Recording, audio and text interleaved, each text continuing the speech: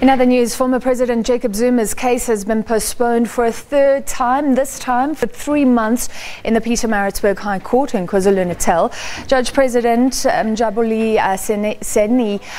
Mhlongo postponed the case to the 30th of November after both the state and defence agreed that this would give Zuma's new defence team enough time to familiarise itself with the case. Zuma's defence is expected to file papers for a permanent stay of prosecution by mid-November. Mhlongo says both the state and defence have concurred that they will be ready to then proceed with the trial. All right, for more on what happened in court today, Ayanda Mhlongo has been watching the court beat for us. Ayanda, take us through. So this was quite short inside, but of course the former president speaking outside. Take us through the day's events.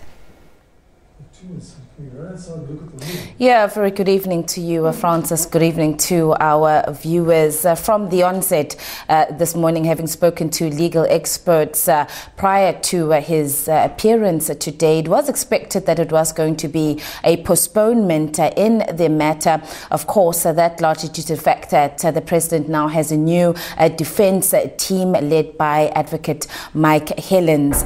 And so we were expecting that. But of course, the other matter that legal experts were waiting was on the matter of the review application on the NPA's decision to reinstate charges against the former president. And of course, hearing in court today that instead they want to abandon that review application and instead will be filing an application for a permanent stay of prosecution. The other matter that we were waiting to find out about was with regards to the former president's legal fees. That was a matter that had been raised in his two previous appearances, which were held in Durban. And today the defense are clarifying that. In fact, Advocate Helens there saying that regardless of the outcome of that court application filed by the DA and the EFF with regards to the state funding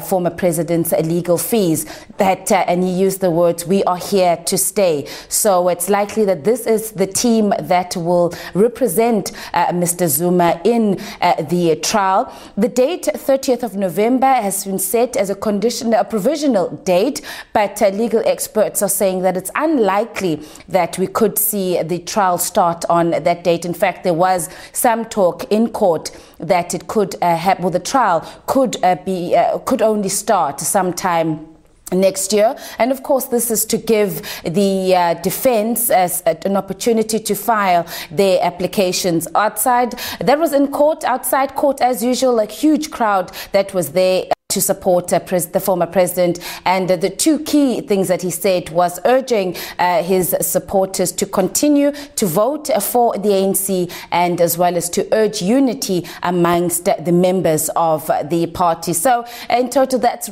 basically wraps up quite a long day in Pietermaritzburg today, Francis. Indeed, thank you for that blow-by-blow. Ayanda Mhlongo, who was inside and outside that court where the former president appeared today.